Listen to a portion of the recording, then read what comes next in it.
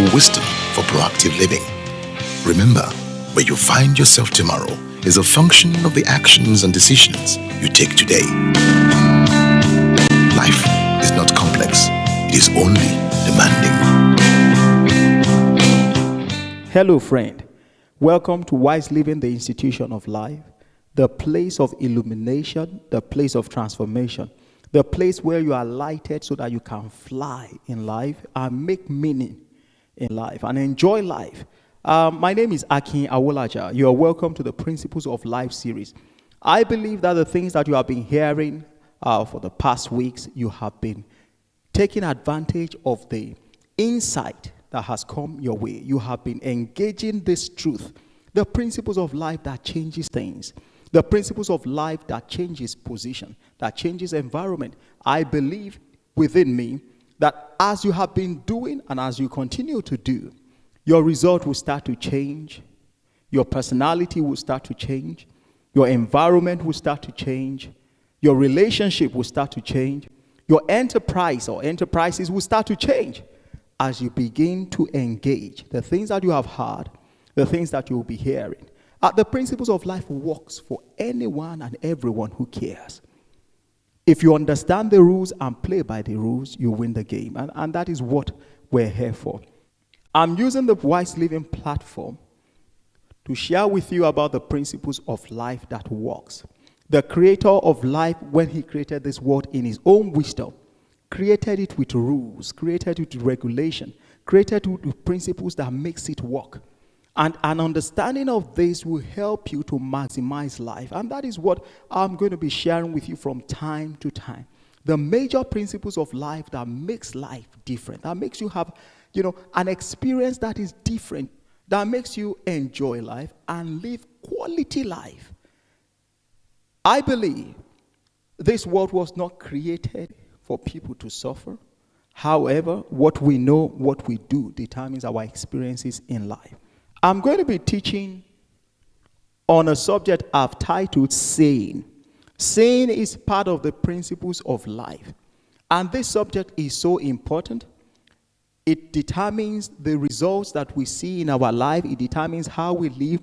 It determines what we see in our environment. So I would like you to please pay close attention to the things that you'll be hearing. Put them to use and you will get the profit out of them. I've said it time and again, and I'll say it again. There is no point knowing something without engaging it. The profitability of knowledge is in engagement. So if you engage what you know, if you put it to work, you will get the result. The principle of life, seeing. It is what you see that will eventually be seen on you and around you. What you cannot see, you cannot seize. What you see around you is a function of what you have seen or are seeing on the inside of you. Until you start seeing better things, you cannot start experiencing them in your life. It is your perspective that determines your directives in life. It is what you see and how you see that determines the decisions you make in life. Until you start seeing, you have not started living. Until you see more, you will settle for less. It is what you see that determines what you become in life. There was a man in the Bible named Abraham. The man didn't have a child, and God intervened in his life.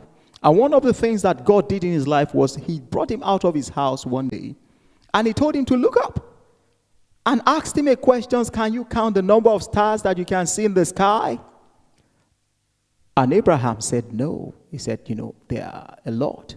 He said, can you count the number of sand that is around you, the grain sand? He said, no. He said, there's a lot. He said, so will your children be. So will your seed be. God was trying to expand his mindset. God was showing him that there is more in him that he knows. God helped him to see. And when he saw, by the age of 99, his wife, conceived, and by 100, he had a child. It is what you see that is seen in your life. It is what you see that you can build. I remember the story of a man called Noah. When the flood came, prior to that time, God had shown him how to build an ark. Noah had never built an ark before. He showed him the materials. He showed him the measurement. He showed him the things that he would do. And by that operation, Noah put the ark together with his family, and it is still called the Ark of Noah up today. That is what saved humanity. That is what saved the people that were rescued from the flood. When every other thing was being destroyed, when animals were being destroyed, lands and things like that, Noah and his family were secured because he saw what he built. The same thing goes for a man called Nehemiah. When the walls of Jerusalem was destroyed and the man wanted to restore it back to his state, he saw it completed. And as a result, the materials he needed came to him, the workforce that he needed came to him, the time that it would take for him to restore those walls came to him, and in no time, in 52 weeks, Nehemiah restored the walls. Remember, it is what you see that you can build. I remember the story again from the Bible, the Tower of Babel. The people were of one language. They wanted to build a tower that is height got to heaven, and they wanted to build a city. And they were one in their imagination. They were one in their mind. They were one in their side. And they put in the effort and wanted to build it. And even God saw them and saw what the men did. And he said to him, he said, nothing can be withheld from these people from what they have imagined to do. They were seeing something. They were ready to pour in their energy to see it come to pass. It is what you see that determines your actions. If you speak to a farmer and give a farmer a seed and say, what do you see? A farmer will tell you, I see a plantation. I see fruits coming out of this seed. I remember the story of a man, I think in the 18th century. The man was from Ghana, and he left Ghana to go and work in another place. And the Portuguese were there, and cocoa was being planted there. And when he left home, he saw how cocoa grew, he saw the product, he saw everything. Now, during those days, if you are going to leave that plantation, you are going to be searched thoroughly. So they search you everywhere to make sure that the cocoa seed or the cocoa bean does not leave that plantation. When this man saw what the cocoa bean could turn to, he swallowed the beans. So when he was being searched, they couldn't find anything. When he got to Ghana, he passed out the bean and grew it. People were looking at him, you've traveled this far, you've gone away for some time, and you didn't bring anything. But to him, he saw what he brought. He saw that he could plant that cocoa. And in no time, he planted the cocoa. Cocoa started growing, the fruit came out, he started sharing the seed. And that was how cocoa came to Ghana. It has been a long time, and I believe it's going to still be for a long time. Ghana is a nation that exports cocoa for chocolate, for a lot of things, for drinks. But because of what that man saw, he brought the cocoa seed. If you speak to an athlete and say, why are you training? Why are you going through the rigorous exercises every day? Why are you so disciplined? The athlete will tell you, I see myself becoming an Olympic champion. I see myself with a gold medal on my neck. I see me being crowned as a champion, as the world number one. So what the person is saying is what is motivating the person to keep on with the discipline. If you speak to an army of a nation, you speak to a soldier, why are you doing this? They will tell you that the reason why we're doing it is because we want to keep the nation safe. We want to maintain freedom and liberty amongst people. And that is why we're doing what we're doing. Now, even though there is no war at that time, even though people are not fighting at that time, the army will prepare ahead of time because of what they can see. In case of any eventualities, they are prepared. Remember, my friend, it is what you see that determines your action. It is what you see that determines your attitude to your business, your vision, your idea, your goals. I remember, close to my house, we had an African shop, And each time I go to the shop, I look at the shop because people are running it are not serious. They open very late, they close very early. But as time went on, there was another group of people that came in to run the shop. The Asian community came in, they employed about 2 or 3 people, and the timing changed. These people were conscientious. Before I knew it, the business expanded. The shop got bigger. There were a lot of things created. And I said to myself, the only thing that has changed is the personality. The business has not changed. It's just the person handling it that has changed. The kind of personality handling it, and it's growing. That is what happens. If you can see, then your attitude towards what you are doing will change. It is what you see that determines your association in life. Whether you walk with the wise or whether you walk with the foolish is a product of what you can see. Association is a function of choice. So it is what you see that determines the kind of people that you have around you. It is what you see that determines your faith, your courage, and hope in life. What you see determines how you live. I'm just going to share with us, as we journey in this teaching, some examples that will help you understand what I'm sharing tonight about the principle of life called seeing. What we can see is what determines our responses or reaction to life. There was a man called Elisha. He had an associate called Gehazi. This man was seen by another nation as a threat. Elisha was a prophet. Gehazi was his associate. So the country decided to capture Elisha because he was a threat. Because he revealed their plans. He knew what they were going to do before time. Now, in those days, prophets were referred to as seers. They can project the future. They can see what will happen. They can prepare ahead of time. So this country decided, if we capture this man, he won't know our plans. He won't know what we're going to do. So the army went out to go and capture Elisha. Now, the first person that saw the army when they came was Gehazi, who was his associate. And when Gehazi saw them, Gehazi ran into a panic. The man was down, the man was out, the man was scared. He was thinking, what is going to happen to us? He was afraid of what he saw. So he ran to his master and said, we have lost our head. We are dead. We are dead men. Look at the armies are outside. But he saw that Elisha was so calm. Elisha was so calm. Elisha wasn't bothered about what he was saying. And Elisha prayed. He said, you are not seeing the same thing I'm saying. Even though we are in the same situation, we are not seeing the same thing. Then Elisha prayed to God and said, God, open the eyes of Gehazi. Let him see. And when the eyes of Gehazi opened, he wasn't blind, my friend. His internal eyes opened. And Gehazi saw a host of angels, more than the armies that surrounded them. And Gehazi said, they that be for us, Elisha said, they that be for us are more than they that are against us. The same situation, but people were seeing different things. I remember the story of some expats who wanted to bring in a lift into a hotel. And in their own mind, in their own thought of doing things, they wanted to close down business. They wanted to stop business. They wanted to stop guests from coming in.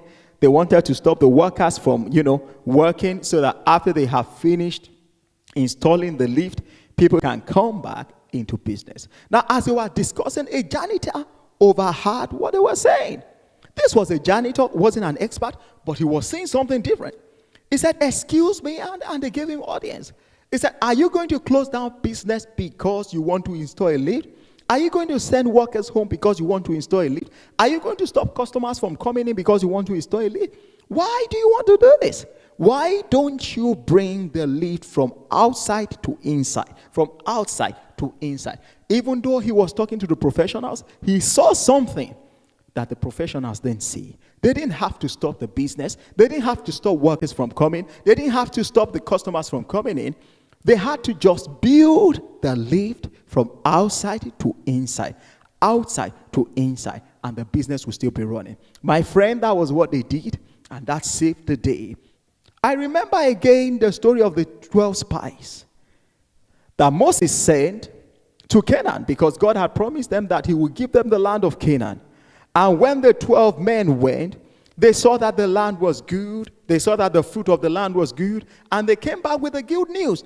And they told Moses, they said, wow, that land is a good land. The fruits are good. The produce are good. The products were good. But there's a problem. 10 of them decided, they said, we saw giants in that land. And the giants are bigger than us. They are bigger than us in our own eyes. And in their own eyes, we were like grasshoppers. They didn't see anything that they could do. They were afraid. They didn't see victory. They didn't see that they could possess the land. And 2 of them out of the 12 decided, they said, wow, we agree with you on the platform that the land is good. We agree with you that the products of the land is good. However, we don't agree with you that these people can stop us from possessing the land. He said, with God, we can possess the land. Now, the funny thing about everything about that story is that out of the 12 people, the 2 people that saw that they could possess the land were the one that possessed it. The 10 did not possess it. Remember, what we see determines our reaction and responses to life. I remember the story of a prophet again called Samuel in the Bible. Now, you may say, why is he using the Bible examples? Wise Living teaches biblical principles. This principle will serve anyone that will use it. This principle works. It has been working from the beginning. It will continue to work. It will continue to profit anyone that engages it. We are not just saying something. We are saying what is right. And that is why you will see me from time and again using biblical examples to express what we are teaching. I remember the story of Samuel. Now, God wanted to install another king in Israel.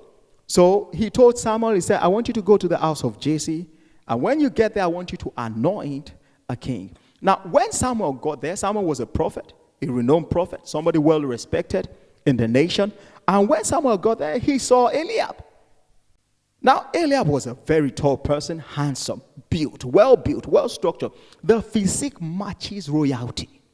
The physique was great. So immediately Samuel saw Eliab. He wanted to anoint him as king. Then God stopped him. He wanted to anoint another person. God stopped him. He said, Samuel, I know that you are a renowned prophet. However, I don't see the way man sees. The way I see things is different from the way man sees. Man sees just based on the outside, based on the physique, based on the natural things. He said, I see better, I see deeper than that. I look at the intent, I look at the heart, I look at what the content is before I do things. Even God understands that sin is important to life. Sin is important to making decisions. Sin is important to the results we get in life. I remember the story of Gideon. Gideon was a man who wanted to go and fight for his country. And in the process, he had 32,000 people follow him. But he saw the multitude, but he didn't know what was inside them.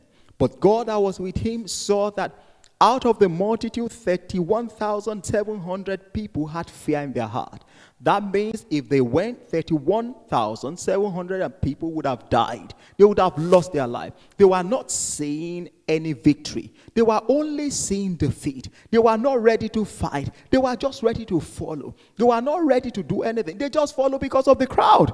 Then God said to Gideon, I'm going to separate between the people who have courage, people who have vision, people who know that they're going to win, and the ones that they're going to lose, so that I can save lives instead of having 31,700 people be massacred. No, so God did an exercise, 2 exercises, that sent those people home and saved their life. And the amazing thing about that story is that with 300 people, Gideon still won the battle.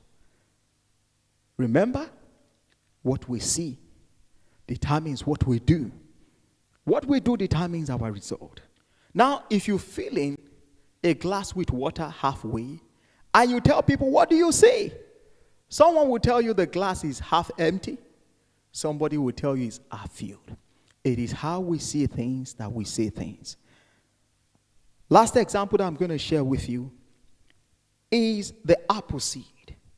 If you give somebody the apple seed and say, what do you see? A farmer will tell you, I see a apple farm.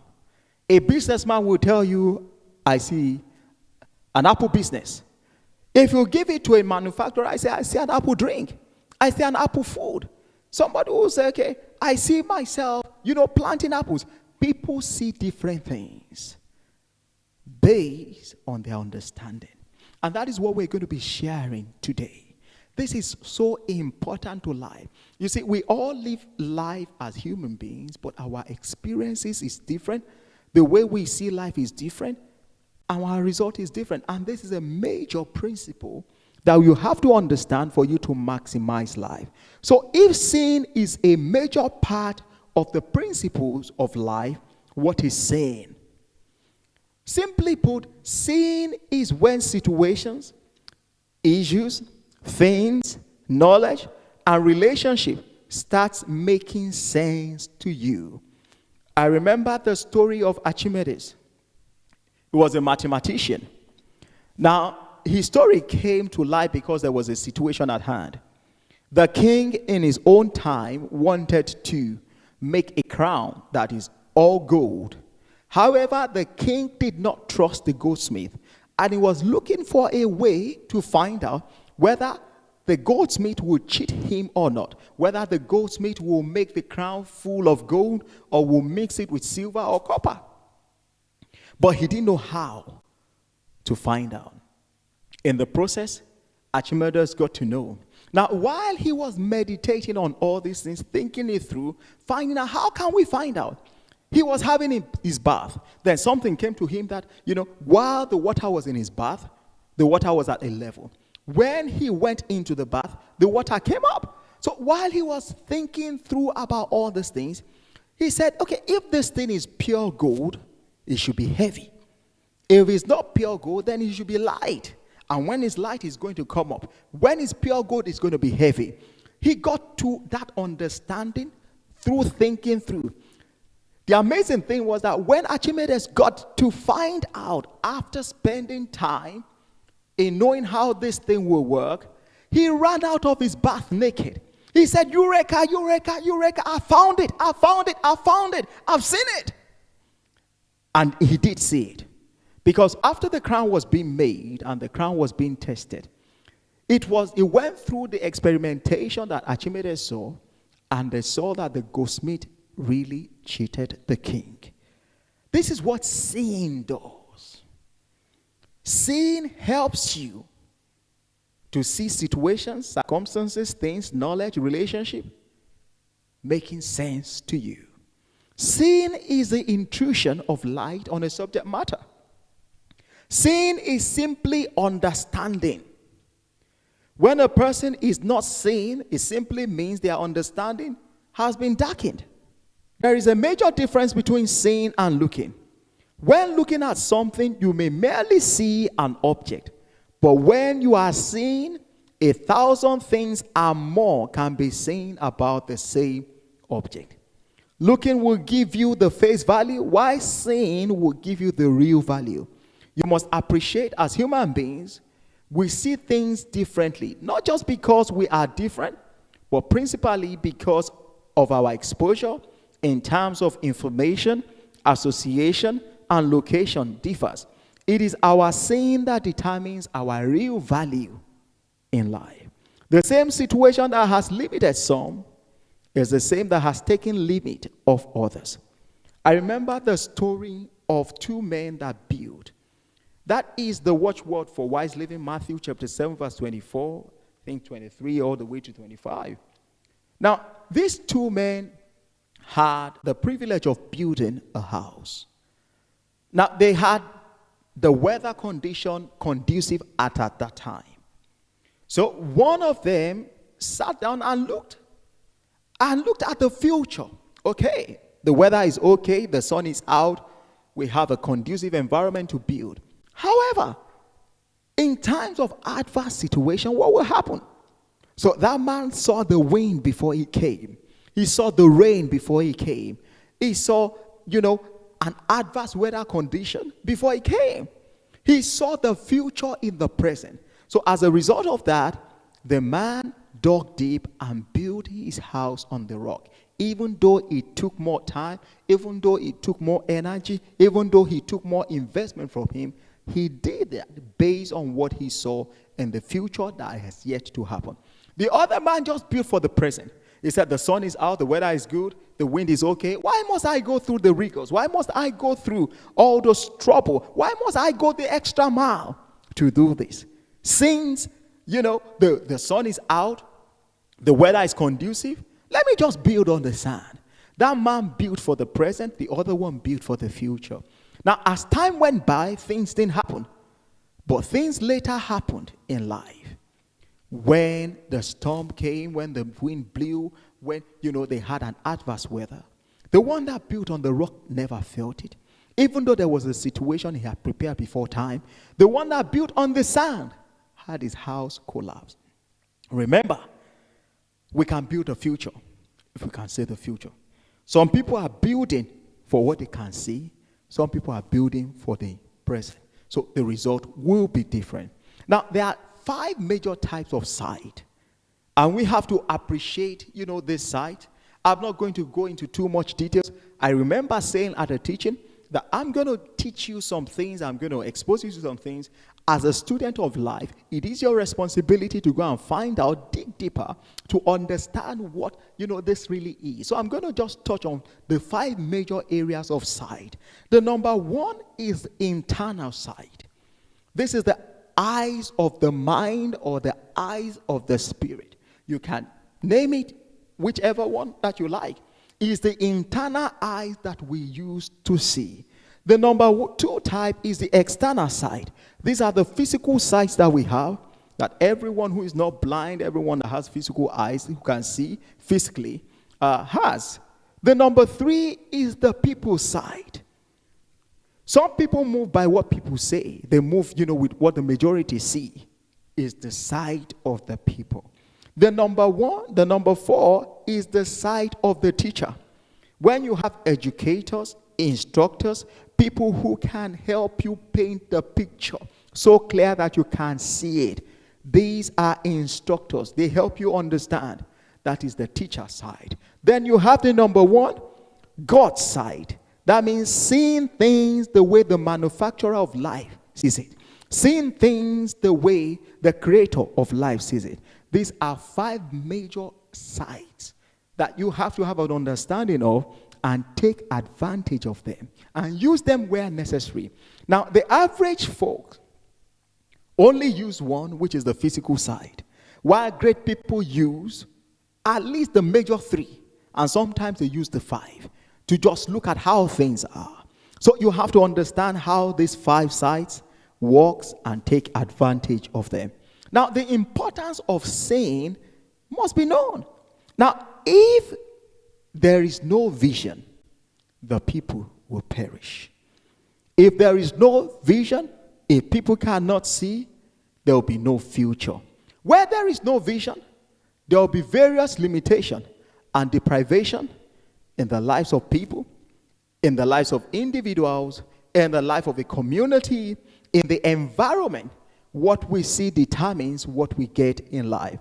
It is seeing that determines how ultimately we live on the earth. Now, I believe blind people can drive.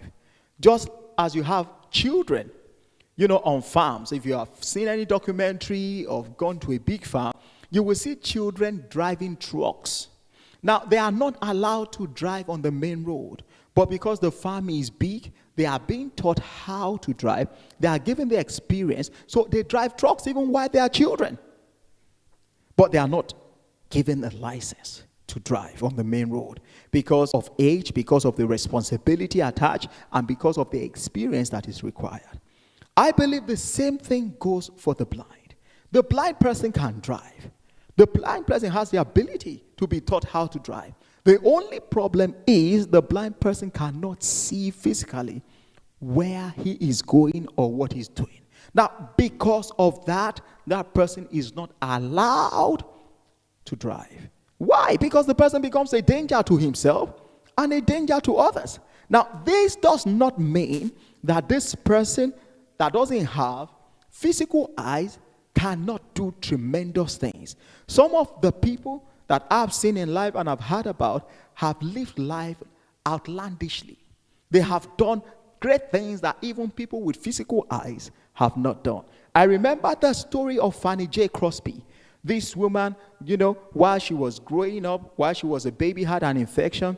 But, the doctor that came to treat her during that time wasn't competent enough. She lost the eyes because of that. She was not born blind. But this woman never allowed that to limit her. She wrote many hymns. She was just pouring out hymns in her time. She was so inspired. She walked in the corridor of power. She met with presidents. Her gift took her to places. She never looked at herself as a person that is limited or handicapped or capacitated. This woman went all the way. It got to a point that she was just producing music, producing hymns, to a state that she started writing other people's name as the producer, so that people wouldn't say it's only her. This woman lived her life. She is a name. Her name is still, finding expression today. Many people sing her hymns that she wrote. Wow, what a woman. Now, I remember Ray Charles. I've seen his documentary. He too was not born blind, but as a result of things, he got blind. Now, Ray Charles too went from nothing to something. In the entertainment industry, Ray Charles became a name. Even without the eyes, he lived an extraordinary life. I think it was Ray Charles' song that they are using in Atlanta at the moment as the anthem for that city in Atlanta in the United States of America. Now, this is what, this man did. He did exploit, never allowed the eyes to stop him. Now, I believe you have heard about the man Stephen Wonder. The same thing goes for them. They have lived extraordinary lives. Some of them are still living extraordinary lives. And there are still many more people that I can mention that, have done great things without physical eyes. So that you don't have physical eyes does not mean that you cannot live an extraordinary life. These people use the other types of sight to gain advantage in life. Remember, it is what you see on the inside that determines how you live on the outside. Like I said, some of these folks have lived better lives and are living better lives than those who have physical eyes. Remember, it is what you see that is seen on you. Now, before we start closing, how do you improve or develop your sight? I'm going to go through 4 major channels. And if you can take time to understand it, explore it, and take advantage of whatever things that you have found, you are going to start living a great life. The number one thing is observation. It is looking intelligently at something to gain understanding. Remember, observation means to watch intently, to perceive, to take notice. So if you're going to improve your sight, the way you are seeing things, observation is something you need to do. You must become observant of yourself, of your environment, of things. How things work. You must look at things intelligently. The number 2 thing is meditation. That means you are thinking thoroughly through things or information. Remember the story of Archimedes that I said? It took meditation for him to discover the solution to the problem. So if you are going to be somebody who is going to be seeing very well, you must be a man and a woman that takes time to meditate. You must maintain quietness both on your inside and outside. You must see issues from a different perspective. You must sit down and look at things thoroughly in your mind. That is what meditation does. The number 3 thing is right association. Right association can come through major channels. Number 1, it can come through individuals that you have identified as teachers, educators, instructors. Now, Jesus was a master at this. He used things, he used situations, examples, history, events to communicate his message to people, to bring clarity, to bring understanding. These folks will take you to the next level, next horizon. They will help you see. So identify educators, instructors, teachers, people who can simplify things, people who will help you to see more so that you can live a better life. The number 2 type is books. You have to read books. Books help you to see. Books is one of the things that exposes you to see more. Now, my friend, if you see more, you will live better. It's all about what you see. It's all about how you see things. Now, my life started changing as a result of these things. That's why I can share it with you, and it keeps on changing. What you see determines the speed of accomplishment in your life. So it's so important, it's so paramount for you to understand the principle of saying. The number 4 type is your relationship with God. I'm a believer in Jesus Christ. I will not trade it for anything. I believe in God. I believe in Jesus Christ. I believe in his word. I believe in his spirit. And I can tell you, when God starts to open your eyes to see things, you will see these things differently. You will see things the way God will say it. That means you will start achieving results that are outstanding. Something that is different. Something that is unique. Something that is different from other people's results because of what he will be showing you. Now, when God opens your eyes to see, you'll see different things. Now, I would admonish you, if you don't know Christ Jesus, get to know him. Accept him as your Lord and Savior.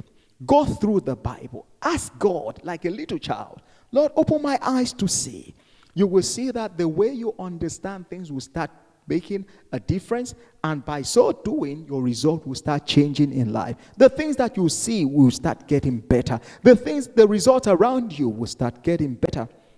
Now, how do we maximize sin?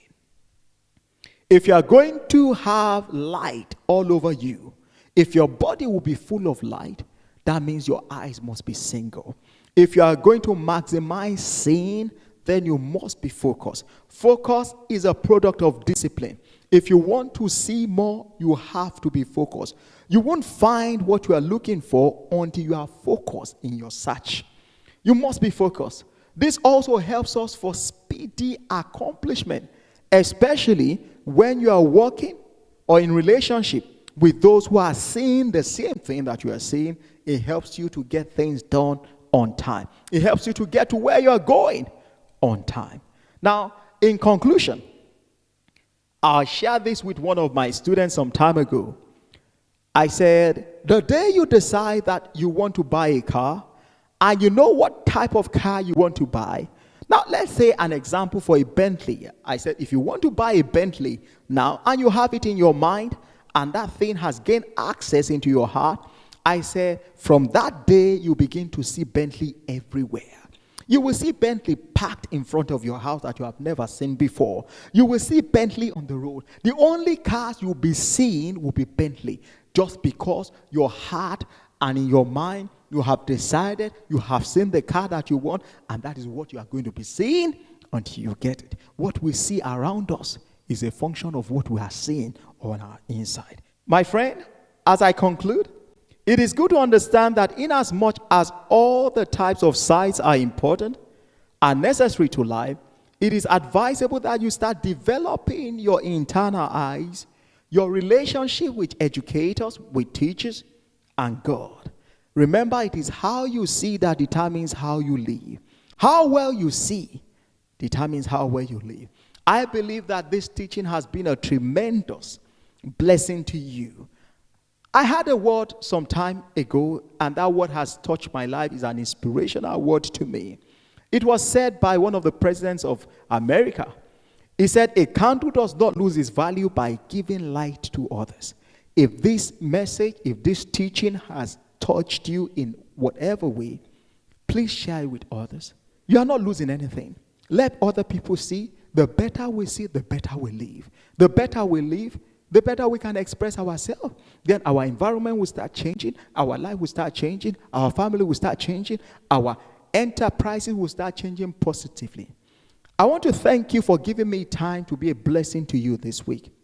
It's my prayer that God will open your eyes to see, and you will come across men and women who are teachers, people who will help you see. When you know where you're going and you can see it, the possibility of getting there is very high. Do have a great week, and God bless you. We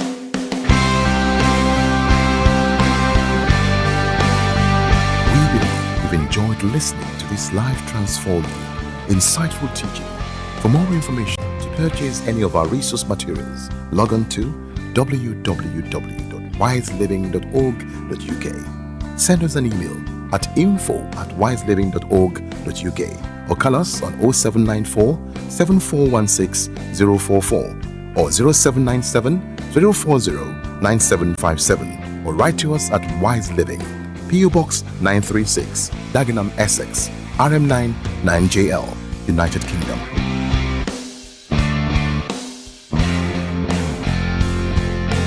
Wise Living, changing your world and the world by today.